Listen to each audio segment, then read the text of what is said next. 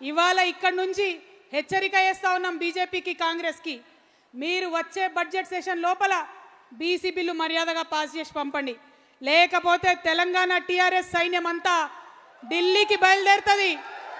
మా రోజు వీరన్న గారి స్ఫూర్తితోని గుత్పలు అందుకొని ఢిల్లీకి బయలుదేరదాం. సైన్యం అంతా ఆడికి పోదాం, ఢిల్లీకి పోయి యుద్ధం చేద్దాం. నిన్న మొన్న ఉద్యమాలు జరిగినాయి, చిన్న చిన్న పిల్లలు చేసిరు. మీరందరూ అనుకుంటే ఎంతసేపు ఢిల్లీ జామ్ చేయొచ్చు కదా, చేద్దామా? పక్కానా? సంక్రాంతి అయినాక సిద్ధంగా ఉంటారా? అంత లోపల గ్రామానికి వెళ్ళండి, మన సైనికుల్ని సిద్ధం చేసుకోండి, వేలాదిగా ఢిల్లీకి పోవడానికి రెడీగాండి. మళ్ళా వచ్చే సంవత్సరం మళ్ళా ఆగస్టు 6 రోజు జయశంకర్ సార్ పుట్టినరోజు నాడు మళ్ళీ కలుద్దాం. ఆనాడు మళ్ళీ సమీక్షించుకుందాం.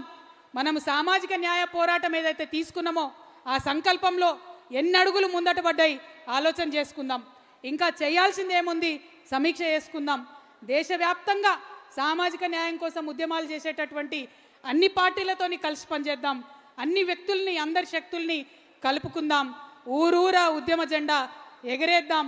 సామాజిక న్యాయ తెలంగాణను సాధించి తీరుదాం. సామాజిక న్యాయ తెలంగాణ సాధిస్తేనే తెచ్చుకున్న తెలంగాణకు అర్థం ఉంటుంది. ప్రొఫెసర్ జయశంకర్ గారు నాకు పదే పదే చెప్పేవాళ్ళు, తెలంగాణ రావాలి, తెలంగాణలో సామాజిక న్యాయం జరగాలి. కానీ ఆనాడున్న పరిస్థితుల్లో అనేక మంది ఆంధ్ర నాయకులతో కొట్లాడాల్సిన సందర్భంలో రెండు కలిసి ఒకటేసారి ఉద్యమాలు చేసే పరిస్థితి లేకుండే, జమిలీ ఉద్యమాలు చేసే పరిస్థితి లేకుండే.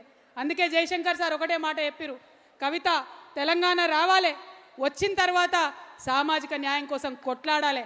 ఎట్లా అయితే తెలంగాణ రాకముందు ఇప్పుడు బతుకమ్మ ఎత్తుకొని తిరుగుతున్నావో, తెలంగాణ వచ్చినాక సామాజిక న్యాయం అనే బోనం అంతే పవిత్రంగా ఎత్తుకొని ఊరూరా తిరగాలని ప్రొఫెసర్ జయశంకర్ గారు అనేక పర్యాయాలు నాకు చెప్పిండ్రు. ఆయన చెప్తే ఆదేశంలాగా ఉండదు, ఆయన చెప్తే అమ్మ గోరుముద్దలు తినిపించినట్టు చెప్తాడు. అట్లా చెప్పిండు కాబట్టే ఆ సార్ అంటే నాకు అంత ప్రేమ.